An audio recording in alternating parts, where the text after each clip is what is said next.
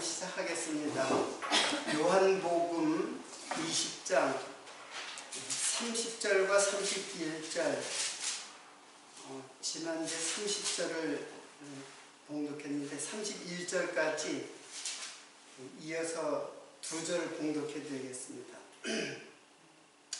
예수께서 제자들 앞에서 이 책에 기록되지 아니한 다른 표적도 많이 행하였으나 오직 이것을 기록함은 너희로 예수께서 하나님의 아들 그리스도이심을 믿게 하려 함이요 또 너희로 믿고 그 이름을 힘입어 생명을 얻게 하려 함이니라. 오늘 본문의 말씀은 요한복음의 최종 결론에 해당한다고 이렇게 생각하시면 좋겠습니다. 그리고 요한복음을 기록한 목적이 두 귀절 속에 기록되어져 있습니다. 이 책은 표적의 책이다라고 지난주에 설명을 했죠. 근데 이 책은 예수께서 하나님의 아들 그리스도이심을 믿게 하려 함이다 라고 기록한 목적을 여기에 설명해 주고 있습니다. 그리고 그 믿음으로 그 이름을 힘입어 생명을 얻게 하려 함이니라 라고 분명한 그 기록 목적이 기록되어져 있습니다. 그러니까는 이 책이 지난주에 그 표적에 대해서 설명을 했는데요. 그 표적이라는 것은 한마디로 표시가 되는 흔적, 그런 뜻이죠. 우리말로 하면 표시가 되는 궤적이다. 예를 들어서 마차바퀴가 흰 눈 위에 달리면 눈자국이 생기는 것처럼 예수님의 발자국, 물론 이거는 문학적 표현이지만 예수님의 모든 행적 그리고 그의 말씀, 그로 나타나는 모든 사건, 이것들이 다 표적이라고 볼 수가 있어요.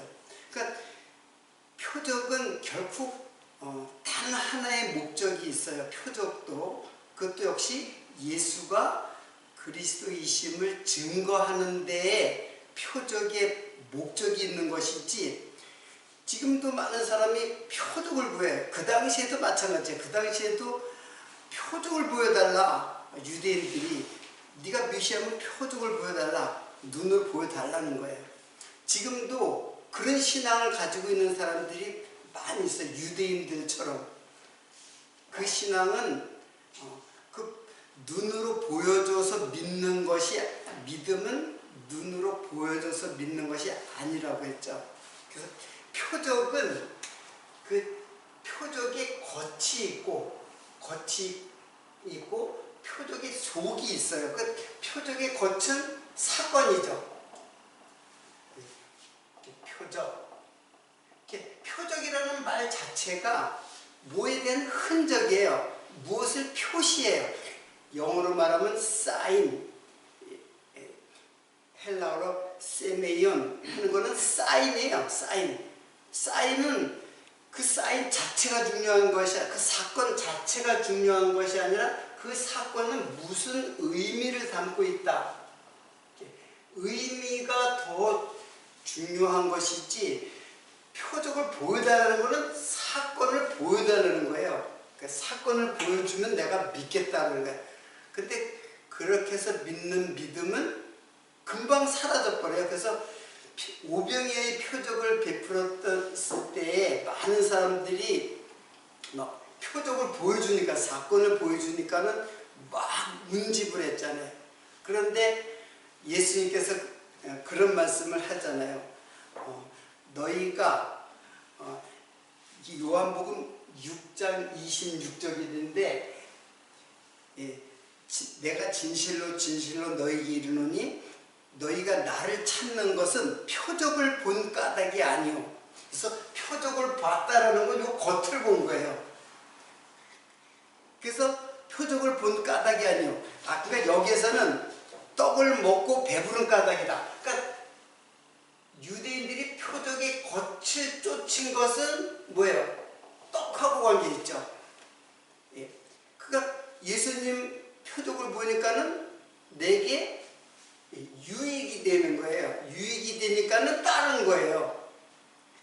예수를 따른 게 아니라 그 표적의 그 사건을 따른 거예요. 지금도 그렇잖아요. 지금도 예수 믿으면 건강해지고 병도 나아. 이렇게 증거를 한단 말이에요. 그거 똑같은 거예요. 떡이나 육체의 유익을 추구하기 위하여 예수를 믿는 사람들이 지금도 있어요. 심지어는 어떤 사람들은 교회 가면은 사람 인맥을 통해서 상권을 얻기 위해서 쉽게 하면 자기 사업의 한 확장, 홍보나 확장의 그런 목적으로 교회를 다니는 사람들도 있어요. 자, 그건 다 한마디로 그걸 기복주의 신학이라 하죠. 이게 기복주의예요. 자기 육체의 떡을 구하는 거. 근데 표적은 이유는 단 하나예요. 오직 예수가 그리스도이심을 믿는데 병을 고친 거는 이분이 바로 메시아다라는 것을 알게 하는 것이지 병 낫는 것 자체가 중요한 게 아니에요. 그러니까 당시에 그 유대인들도 똑같아요. 지금이나. 그러니까 지금도 이러한 이게 육체의 유익이잖아요. 육체의 유익이고 이거는 바로 성령께서 우리들에게 영적 행복, 즉 복, 성경에서 말하는 복, 이 복은 육체의 복이고 이것은 사실은 성경에서 말하는 복이 아니에요. 이걸 쫓는 거예요. 이것을 우리가 흔히 기복주의라고 했잖아요. 기복주의. 예수를 믿으면 내게 뭔가 유익이 있을 거다. 육체적으로. 우리들에게 그 표적을 주신 거는 예수가 그리스도라는 사실을 우리들에게 깨닫게 해주시고 우리를 영원한 생명을 주게 하는 데에 목적이 있어요. 그러니까 이 표적은 성경 전체가 표적이라고 보아도 돼요. 다 예수가 그리스도를 증거하는 것이 성경이니까. 근데 이 표적의 마지막 표적, 가장 큰 표적, 그리고 이 표적 외에는 없는 표적, 그게 뭐예요? 그게 바로 예수 그리스도. 그게 이제 표적이 이제 목적인데 표적들이 많이 있잖아요. 7개가 있었잖아요. 근데 제일 마지막 표적이고 그거 외에는 더 이상 표적이 필요하지 않다고 하는 그 표적. 무슨 표적일까요, 그게? 부활. 그렇죠. 부활이죠. 부활이. 그래서 7개의 표적의 마지막 표적이 나사로가 살아나는 표적이에요. 첫 번째 표적은 예수의 흘리신 피에 대한 표적이고 그리고 정 가운데 뭐가 있냐면은 7개 중에서 4번째 표적이 오병이어의 표적이에요. 그거는 먹고 배부르라는 게 아니라 육체의 배를 채우는 게 목적이 아니라 바로 예수가 바로 생명의 양식이다 라는 표적이에요. 근데 모든 7개의 표적의 끝장, 마지막 모든 표적은 이걸로 결론이 나는 거예요. 그 표적이 뭐냐면 바로 부활이에요. 그래서 나사로를 살리는 그 표적을 통해서 예수님께서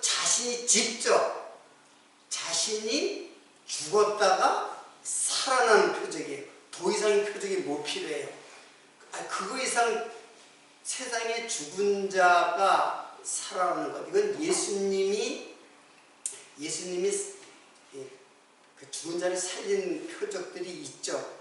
그리고 제자들도 그런 표적을 했어요. 특히 바울은 죽은 자를 갖다가 살리는 표적도 했어요. 제자들도. 그 모든 표적은 다 부활로 집결이 돼 있어요. 그러니까 이게 부활이 곧 영생이거든요. 영생으로 가는 길이거든요. 지난주에 제가 말씀했듯이 첫째 부활, 이 부활이 결국에는 첫째 부활과 둘째 부활 이렇게 있는데 첫째 부활은 우리들이 있을 때 부활하는 거예요. 이게 바로 중생이라 그랬죠. 거듭나고 중생한 때. 그런데 둘째 부활은 육체의 생명이 죽을 때 영원한 부활을 하는 거예요. 그런데 유대인들은 이 부활을 믿지 않고 이때의 부활을 믿는 거예요. 그러니까 이 부활을 부정하는 것이 된단 말이에요. 육체로 우리가 지금 현재 우리들의 삶과 우리들의 신앙이 부활의 삶이고 부활의 몸이에요. 그리고 부활의 신앙이에요. 그걸 믿지 않으면은, 이걸 믿지 않는다는 거는 결국 이 부활도 없는 거예요, 사실은. 근데 이거는 믿어요, 그들이. 유대인들이. 똑같아요. 지금 우리는 제가 당시 유대주의의 그 사상을 제가 설명하고 있지만 지금도 똑같아요. 지금도 이 부활, 지금 현재 우리들의 부활을 믿지 않고 부활의 몸, 부활의 신앙을 믿지 않고 이 부활만을 믿는 사람들은 당시 유대인처럼 똑같아요. 그들은 부활한 적이 없고 이 부활을 믿지 않는다. 이 부활을 부정한다는 것은 결국 이 부활도 사실은 없는 거예요. 근데 이건 믿어요. 그건 믿음이 될 수도 없어요. 왜냐하면 성령은 이때 오거든요. 죽은 다음에 성령이 무슨 와요?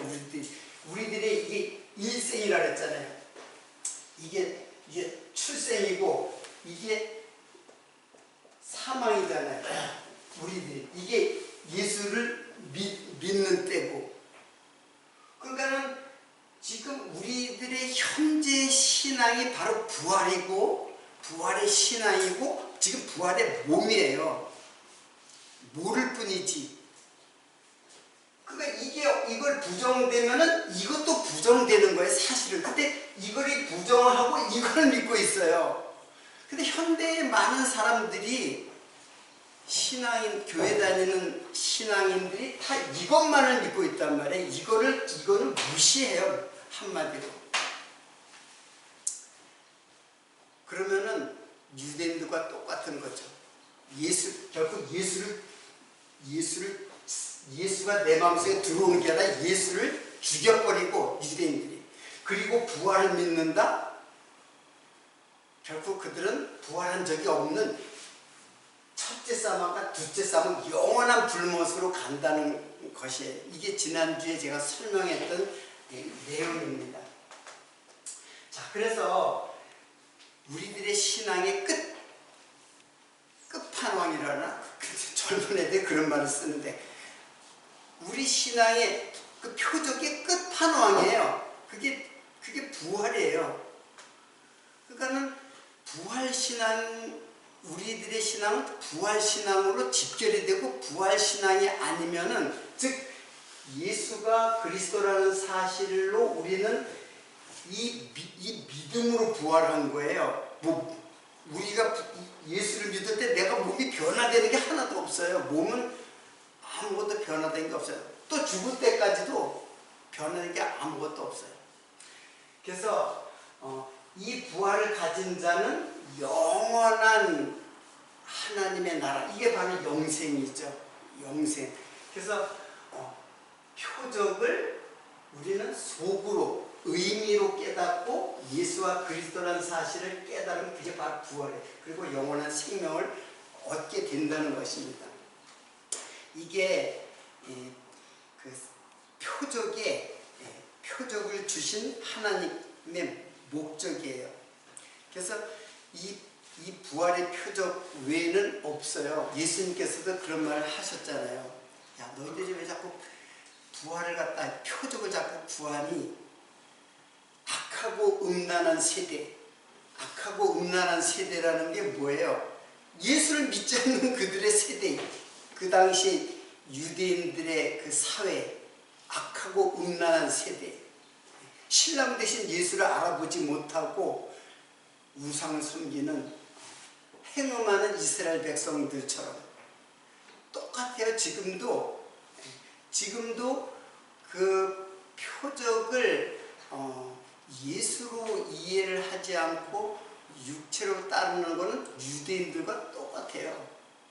그래서 그들에게 음란한 세대 내가 너희들에게 보일 표적은 아무것도 없다. 뭐밖에? 요나의 표적밖에 없다. 그 요나의 표적이 바로 부활이에요. 예수 그리스도는 그래서 자신이 죽으시고 요나의 표적도 다 상징이죠. 모형이에요. 예수님께서 죽으시고 부활하심으로써 예수는 그리스도이시다를 증거를 해요. 자신이 그러니까 계속 표적을 보여준 것도 예수가 그리스도라는 사실을 증거하는 것이고, 그리고 예수님이 죽었다가 살아나신 것도 최종의 표적이에요. 그 이상은 이제 표적이 없어요.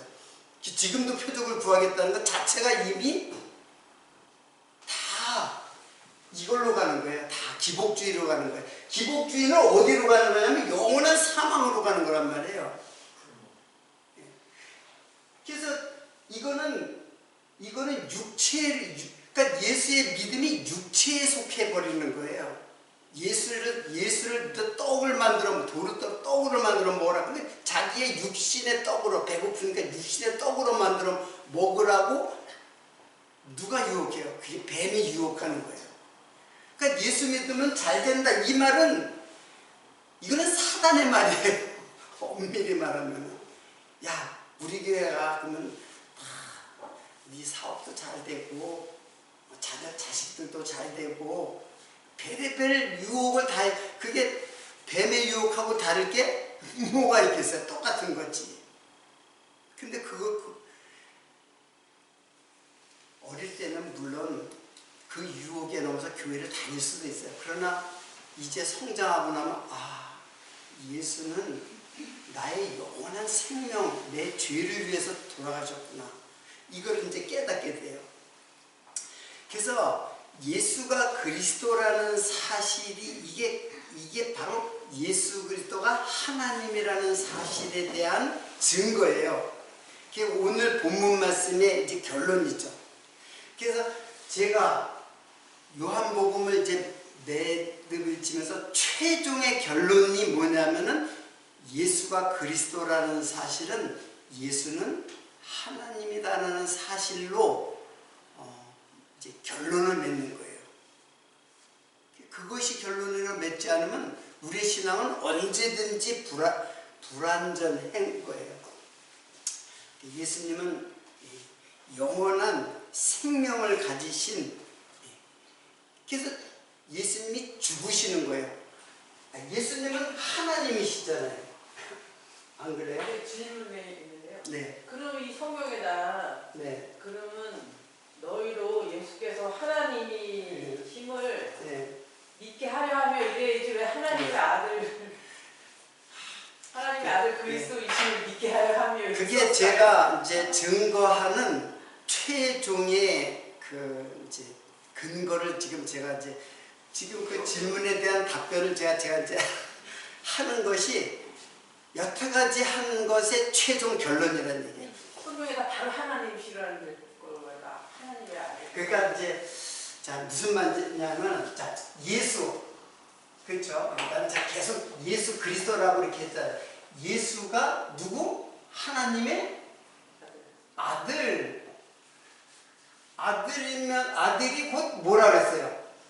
그리스도. 이렇게 연결돼 있죠. 거기에 보면은 이게 생명이라는 얘기예요. 이게 지금 성경에 뭐를 믿고 우리에게 생명을 믿어? 예수를 믿는다? 안 돼요. 예수를 믿어서 안 돼요. 예수 믿고 예수와 함께 죽어버리면 그 다음에 뭐예요? 부활이 없으면은 부활은 그리스도로 부활한 것이거든요. 그러면 왜 하나님의 아들이냐 하는 게 지금 질문이잖아요. 이게 예수가 왜 하나님의 아들이냐? 그리고 나는 예수는 하나님이라고 하는데 하나님이라는 말과 하나님의 아들은 도대체 어떤 관계인가? 이것을 제가 이제 증거를 함으로써 우리 허지사님의 그 마음의 의심을 이제 설명하려고 하는 거예요. 조금 이제 질문이 일르다는 얘기예요. 차츰차츰 설명할게요. 자, 아까 이제 예수님은 하나님이잖아요. 제가 계속 하나님인데 하나님이 죽으실 수 있느냐 이런 질문들이 이제 나온단 말이에요. 하나님이 어떻게 죽으실 수 있느냐. 자, 히브리서 2장 9절입니다. 제가 그냥 읽어드리겠습니다. 오직 우리가 천사들보다 잠깐 동안 못하게 하심을 입은 자 곧 죽음의 고난을 받으심을 인하여 영광과 존귀로 관쓰신 예수를 보니 이를 행하심은 하나님의 은혜로 말미암아 모든 사람을 위하여 죽음을 맛보려 하십니다. 자, 예수님은 영원한 생명이에요. 하나님이시니까는. 그러니까는 죽음하고 관계가 아예 없는 분이에요. 그런데 죽음을 그래서 죽으셨다라고 하지 않고 죽음을 맛보셨다라고 하는 거예요. 자, 그러면 죽음을 맛본다는 말은 또 무슨 뜻이냐면은 히브리서 4장 15절에 말씀을 제가 봉독해 드리겠습니다. 한 절입니다. 우리에게 있는 대제사장은 이 대제사장이 예수예요. 우리 연약함을 체휼하지 아니하는 자가 아니요 모든 일에 우리와 한결 같이 시험을 받은 자로되 죄는 없으시니라. 자, 이게 결국에는 하늘과 땅이잖아요. 근데 하늘의 하나님이 한 분 하나님이에요. 하늘에서 오셨어요. 땅으로. 왜 땅으로? 이 땅은 죽음을 말하는 거예요. 이 하나님이 땅에 오셨다는 것 자체가 죽음을 상징하는 거예요. 왜 오셨느냐? 계속 제가 설명했잖아요. 땅에 있는 누구를? 성도를, 하와를, 성도를. 그래서 하늘을 알려주기 위해서 땅에 있는 자들은 하늘을 전혀 몰라요. 땅만 보고 살아가기 때문에 하늘을 알 수가 없어요. 그래서 하늘에서 오신 자만이, 그리고 하늘에서 오셨기 때문에 또 하늘로 가실 수 있어요. 그 구절도 있어요.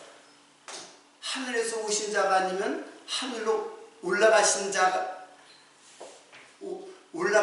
자가 아니냐, 이런 구절이 있어요. 제가 그것도 소개를 할게요. 그러니까 하늘과 땅은 철저하게 달라요. 지금 이 하늘과 우리가 딛고 있는 땅을 말하는 게 이건 모형이에요. 이 하늘은 하나님이에요. 땅은 나고. 근데 왜 하늘의 하나님께서, 즉 예수께서 이 땅에 오셨나? 이게 바로 영이고 이건 뭐예요? 육이에요. 그러니까 육으로 오신 예수는 육이에요. 그리고 이거는 죄예요. 이건 사망이에요. 여기는 의이고 이거는 영원한 생명이고, 이렇게, 그러니까 예수는 여기에 속하는 분이에요. 여기하고 관계가 없는 분이에요. 근데 왜? 그래서 여기를 체휼한다 그랬죠. 그러니까 여기서 그냥 구원하실 수 있죠. 안 그래요? 땅에 있는 우리들, 특히 하나님께서 만약 선택한 자가 있으면, 야, 그럼 하늘로 올라와. 그러면 그렇게 하실 수 있는 분이에요. 죽음하고 상관없이. 지금 제 말에 이해가 되시나요? 네. 하나님은, 예수님은 하나님이에요. 그분이 꼭 굳이 땅에 내려오지 않아도 된다는. 근데 우리의 연약함을 체휼한다고 그랬어요. 그리고 죽음도 맛보신다고 그랬어요. 근데 여기에 갇혀 있을 수 있는 분이 아니에요. 그는 자체가 영원한 하나님이시기 때문에. 그래서 올라가신 거예요. 누가 여기서 올라가는 자가 누가 있어요? 아무도 없어요. 여기서 내려왔기 때문에 다시 올라갈 수 있는 거예요. 예, 제가 그 구절이 어디 있냐면은 하늘에서 내려오신 자가 아니면 올라가신 자가 누구뇨? 이런 질문이 있어요. 그건 내가 접한데 어서 못 찾겠네. 예. 그건 나중에 제가 소개를 해드리겠습니다. 자, 그러면은, 자, 지난주에 예수가 그리스도라는 이분이 다른 분이 아니죠. 그래서 우리가 예수 그리스도라고 자꾸 얘기하잖아요. 이거는 육이고, 이거는 육이고, 이거는 영이에요. 하나님이에요, 하나님. 그래서 죽음을 맛보신다고 하고, 그래서 죄가 정해졌다고 하는 거예요. 예수는 의인이잖아요. 의인 예수인데 죄인이 되셨단 말이에요. 그러니까 죄를 지어서 죄가 아니라, 그렇잖아요. 히브리서 4장 15절에 모든 일에 우리와 한결같이 시험을 받은 자로되 죄는 없으시니라. 죄가 없는 분이에요. 그러니까 여기 내려올 필요도 없고 아무런 여기에 관계된 분이 아니에요. 여기에 있는 분이란 말이에요. 근데 왜 내려오셨느냐 말이에요. 왜? 단 하나죠. 바로 여러분들의 영원한 생명을 위해서 친히 땅에 내려오셨단 말이에요. 그리고 다 십자가의 고난도 다 체험해서 죽음도 다 맛봤어요. 우리가 죽어야 할 그 죽음도 다 맛보신 분이에요. 그냥 말로 얼마든지 우리를 구원하실 수 있는 능력의 하나님이신데 친히 육체가 되시고 사망 가운데 세상에 내려오셨다는 거예요. 그게 예수예요. 이 예수가 하나님이세요. 하나님 여호와란 말이에요. 지난주에 그 음력을 갖다가 설명했듯이 여호와라는 말은 사실은 만들어낸 거예요. 인간이 자음만 있으면, 하나님은 자음만 줬어요. 하나님 이름 부르지 못하게 자음만 줬는데 인간이 하나님 부르고 싶어가지고 하나님을 부르려고 모음을 갖다가 빌렸어요. 존재한다는 하야를 갖다가 했어요. 그래서 만들어진 게 여호와예요. 제호바. 근데 사실은 하나님이 이 땅에 이름을 그냥 자음만 주신 거예요. 부르지 못하도록.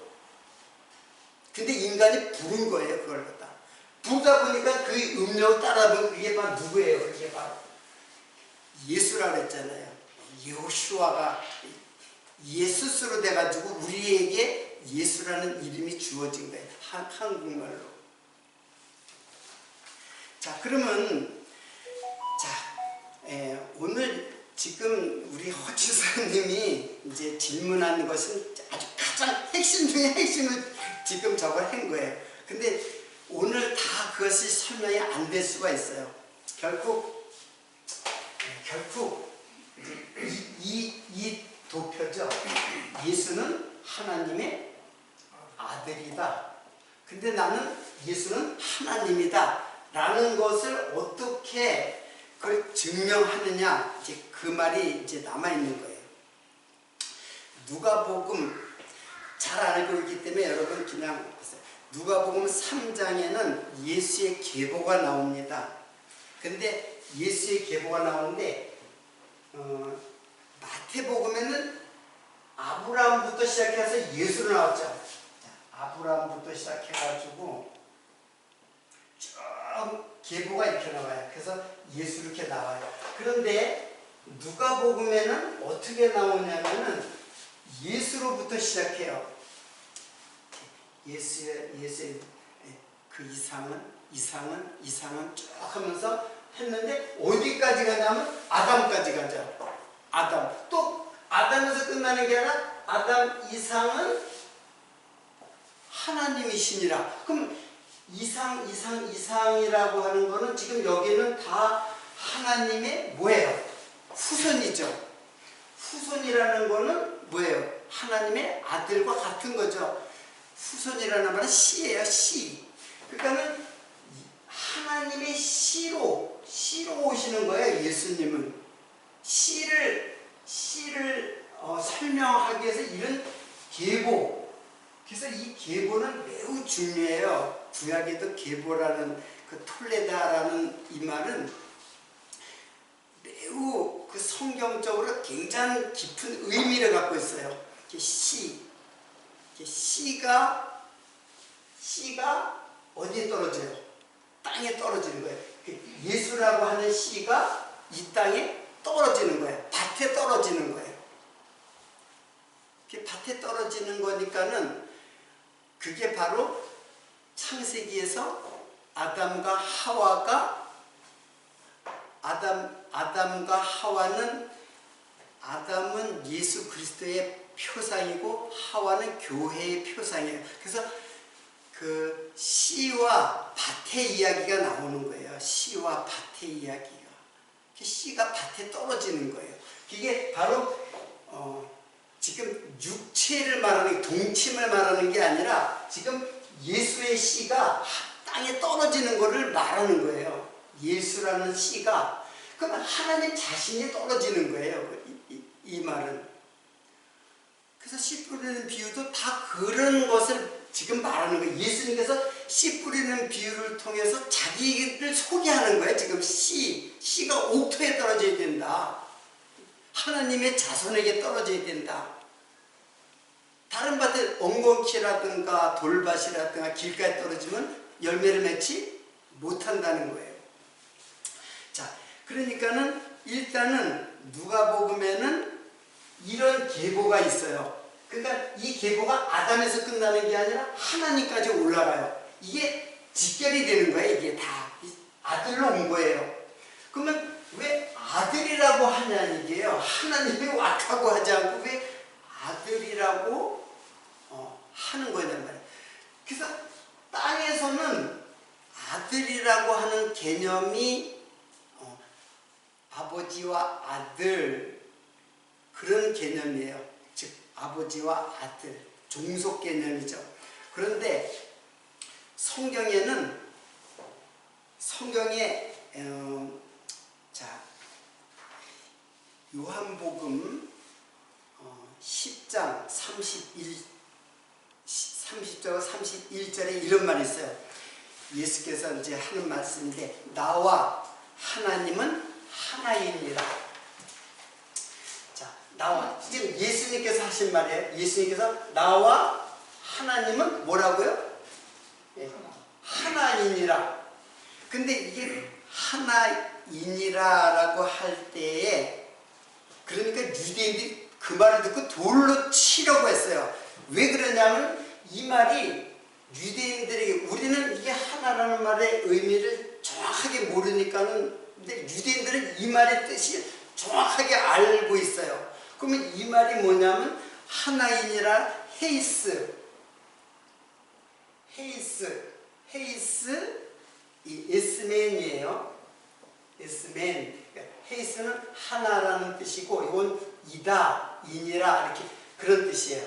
그러면 헤이스라는 말은 무슨 뜻이냐면은 이게 그 사전을 다 찾아보면 딱 하나 그리고 다름 아닌 동일한 사람한테 사용할 때 써요.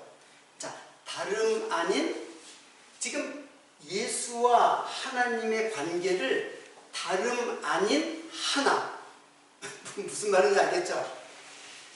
자, 그리고 뭐 첫째라는 말도 있어요. 첫아들 그런 뜻이 있어요. 자, 이것은 이게 이제 부정관사처럼 사용하는데 이 말은 뭐냐면 나는 하나님과 하나다라는 말은 다름 아닌 내가 그다라는 뜻이에요. 이 말은. 그리고 에스맨이라는 건 이건 복수 때 사용해요. 우리는이라. 왜냐하면 예수님과 하나님을 설명할 때는 우리가 되잖아요. 근데 이게 에스맨이 복수로 사용할 때는 에스맨이지만 단수로 하나님이 예수님이 자신을 얘기할 때는 에이고예요. 에이고. 똑같은 말이에요. 이거는 복수로 사용하고 이건 단수로 사용할 때 쓰는 말이에요. 그러면 에이고가 뭐냐면은 이게 히브리 말의 하야와 같은 거예요. 이게 뭐냐면 존재예요. 존재. 쉽게 말하면 영어로 말하면은 I am이에요. I am. 그러니까는 이게 뭐냐면은 에고 에임이라고 했잖아요. 에고 에임이. 에고 에임이는 스스로 있는 자. 이게 여호와거든요. 여호와를 설명할 때 스스로 있는 자, 스스로 있는 자, 이게 여호와예요. 자, 히브리 말하면 하야예요. 근데 그 하야가 바로 에이고라는 말이에요. 하야가 에이고. 그 에이고라는 말은 영어로 번역할 때는 그러니까 I am a boy 하잖아요. I am a boy, I am a teacher 하면 I am이에요. 근데 am 할 때 그 am은 이다도 돼요. 번역할 때 나는 선생이다도 되지만은 있다라고도 번역이 돼요. 그리고 본래 그 본질적 의미는 있다예요. 그 있다가 뭐예요? 존재한다는 거예요. 나는 존재한다는 거예요. 그래서 예수님이 에고 에이미를 자꾸 사용해요. 나는 포도나무다 할 때는 나는 포도나무로 존재하는 자다. 그렇게 설명하는 거예요. 요거는 히브리 말이고 요거는 헬라 말이에요. 같은 말이에요. 자, 저는 지금 이 용어를 설명하는 거예요. 용어를. 그러니까는 이 말은 지금 이게 어디에 쓰냐면 이게 하야예요. 하야. 그러니까 여호와께서 나는 존재한 자다라는 말을 누가 사용하냐면 예수님께서 에고 에임이라는 말을, 이게 헬라 말이니까 이 말을 사용하는 거예요. 그러니까는 여기 그냥 우리말로 이다니까는 의미를 잘 모르겠죠. 이게 존재한다는 뜻이에요. 이다라는 말이. 있다라고도 번역이 될 수 있어요. 그러니까 그리고 하나는 뭐라서 아까 다름 아닌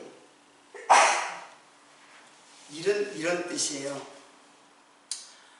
너 그때 그 사람 봤지?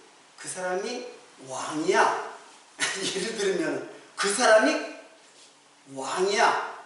왜냐하면 그때 봤을 때는 왕으로 못 봤는데 너 친구하고 얘기할 때 너 그 사람 너하고 그 공원에서 만난 그 사람 얘기했지? 그 사람이 이 나라의 왕이야. 그러면 그 사람과 왕은 뭐예요? 같은 사람. 그럴 때 사용하는 말이에요. 이게 에스메니. 하나라는 말이. 다른 사람이 아닌 그 사람이라는 뜻이에요.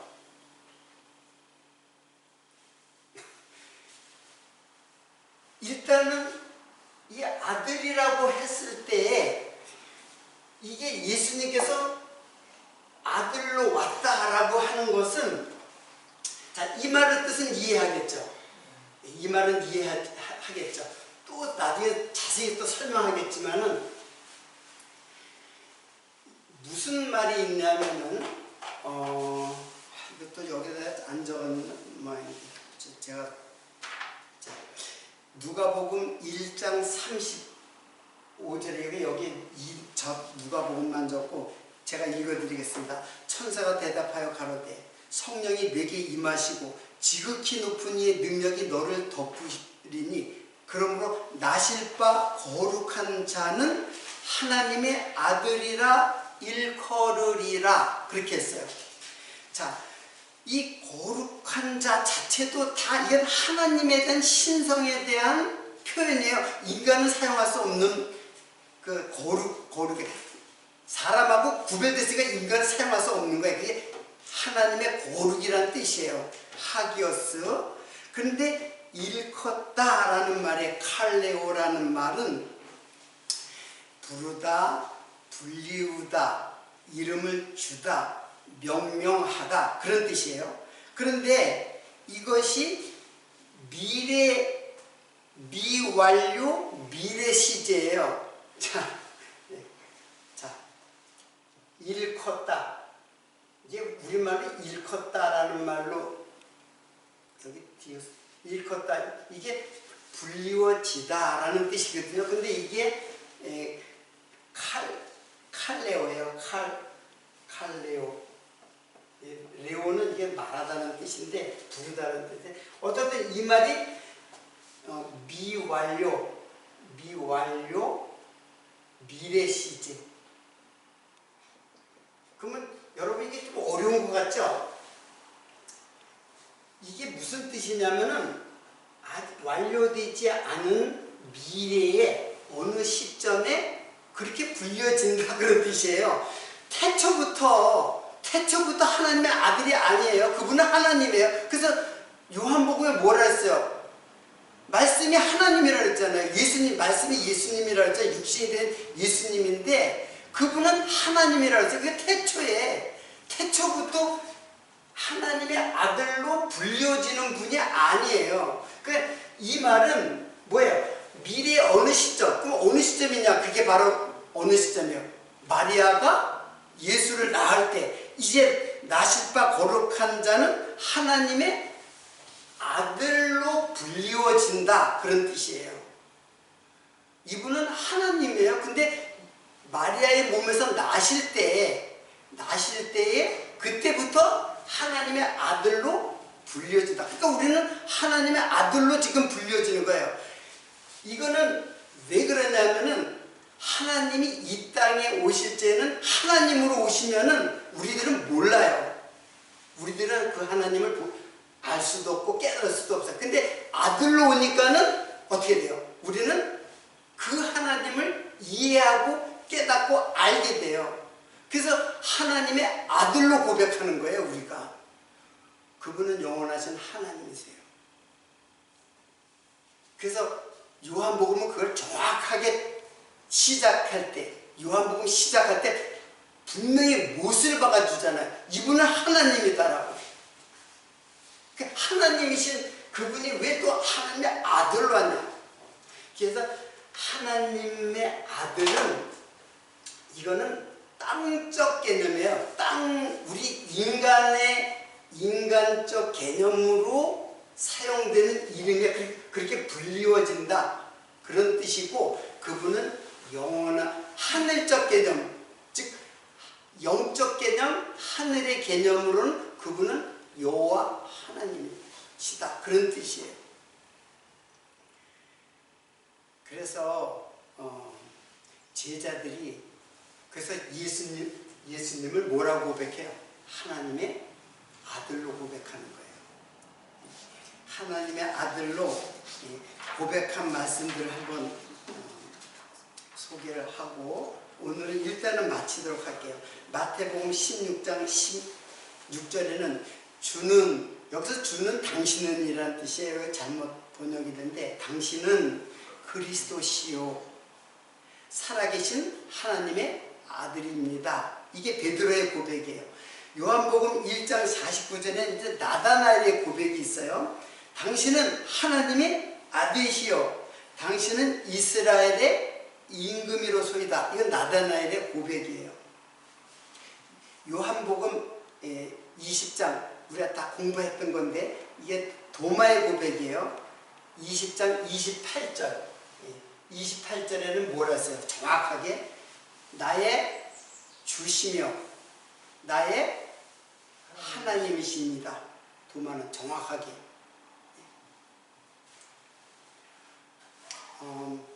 자, 지금 제가 예수를 여호와라고 소개를 하는 걸 사실은 저도 상당하게 이 말을 그렇게 가르치는 사람이 없으니까는 저도 이 말을 할 때는 굉장히 두려웠어요, 처음에는. 근데 아무리 봐도 아니 보는 족족 오히려 그걸 증명하고 있어요. 그러니까는 이제는 두렵지가 않아요. 이제는 오히려 그거를 여러분 제가 이런 거를 어떻게 제가 찾겠어요? 이런 걸 갖다가 이걸 찾아서 내가 예수가 하나님이라는 걸 증명하는 게 아니라 예수가 하나님이라는 걸 알기 때문에 이제 알기 때문에 이런 것들을 볼 때 보니까는 그래서 하나님의 아들이었구나라고 역으로 알게 된 거예요. 무슨 말인지 아세요?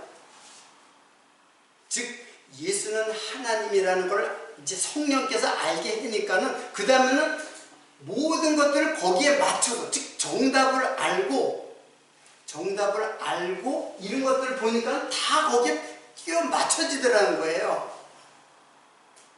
그러니까 우리가 성경을 공부해서 아는 게 아니에요. 하나님을 갖다가 아는 거는 우리가 공부를 해서 아는 게 아니라 이런 거를 연구해도 몰라요. 그걸 모르면은. 근데 이걸 아니까는 이것이 깨달아지니까는 그 정답에 의해서 모든 걸 풀어보니까 다 맞더라는 거죠. 그래서 그걸 갖다 내가 하나하나 증거를 해주는 거예요. 그냥 무조건 되고 하나님의 아들이 예수는 하나님이야. 그렇게 그냥 얘기하면 여러분 믿겠어요? 안 그래. 당장 질문이 오잖아요. 왜 하나님의 아들이라 그러는데 왜 김선수는 왜 하나님이라고 하느냐 얘기하죠. 그래서 그걸 하나하나 근거를 대는 거예요. 그리고 모든 성경은 다 여기에 또 맞춰져 있어요. 사실은 제가 이번에만 오늘만 지금 이걸 증거하는 게 아니라 이미 그 전부터 계속해서 그런 증거를 계속 말씀했어요. 근데 이제 그것을 결론적으로 지금 여러분에게 말씀을 드리는 거예요. 앞으로도 마찬가지예요. 앞으로 설교도 다 이 설교를 빼놓으면 뭔 설교를 해요, 제가. 현대의 설교는 예수가 다 빠져 있어요. 다 하나님. 끝까지 하나님. 그거는 그냥, 그 하나님은 예수를 설명하기 위한 하나님인데, 그래서 그 뜬구름만 잡고 있는 거예요. 많은 유대인들이 그 당시에 했던 것처럼 지금도 많은 성도들이 설교를 봐봐요. 다 이제 그 인터넷 설교. 예수는 점점 사라져요. 예수란 말 자체가 없을 때가 있어요. 오직 하나님만 얘기를 해요. 근데 제가 이제 여러분에게 지금도 설명했듯이 저는 하나님보다는 누구? 그 하나님이라 예수다라고 반대로 증언을 했잖아요. 이 한 시간에 이 모든 것들을 다 확실하게 증거를 할 수 없어요. 그러나 증거는 자꾸 쌓일수록 우리의 믿음은 커지게 돼 있어요. 그래서 한 사람의 증거는 증거의 그 근거를 갖출 수가 없어요. 세상에서도. 그래서 두 사람이 증거를 하면 그건 이건 확실히 이 사람 범인이다. 두 사람이 증거하면 나도 그걸 봤어. 나도 봤어 하면 그 세 사람, 네 사람은 이 사람은 확실하게 범인이 되는 거잖아요. 세상에서도. 한 사람의 증거는 거짓말할 수 있기 때문에 증거로 채택이 안 돼요. 성경을 들어서 두 증인이 필요한 거예요.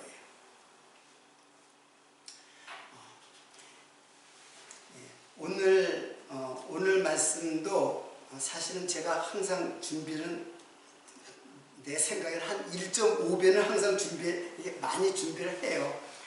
준비를 했는데 항상 이제 시간 때문에 이제 제가 오늘 준비한 것도 다 이렇게 말씀을 못 드렸는데